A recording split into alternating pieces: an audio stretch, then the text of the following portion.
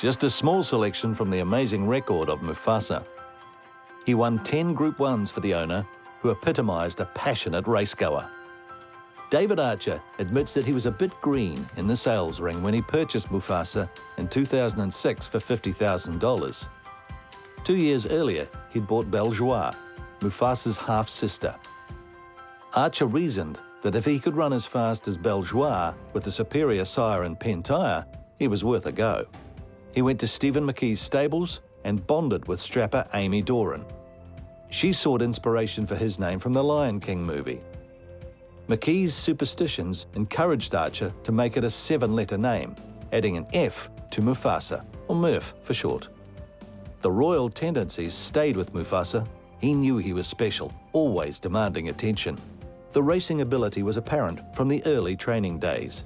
McKee was quick to tell Archer that he'd made a great purchase. Mufasa loved to run. He won his first race at Whangarei as a 2-year-old, with an amazing time of 56 seconds over 1,000 metres. The results were mixed in the 3-year-old season at the midway point, until Mufasa was diagnosed with a major back problem. Once remedied, he returned to win 3 in a row, raising thoughts about how much better that season could have been. The injury-free 4-year-old season was a revelation.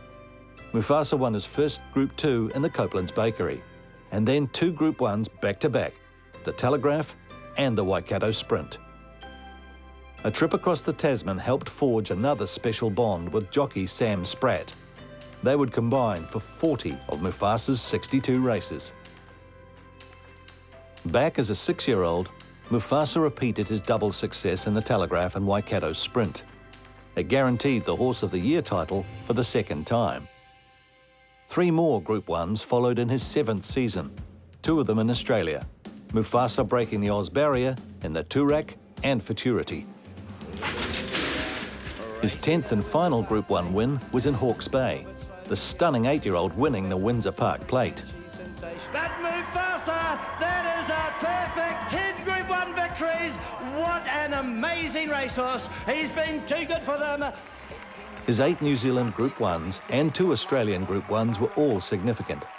Yet owner David Archer says the race that showed his true character was his gutsy second after surgery in the George Rider. Happy trails into the straight. King Mufasa led.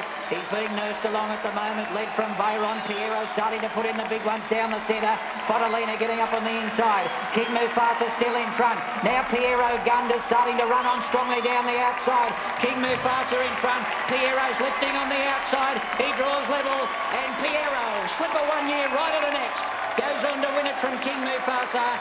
Third maybe.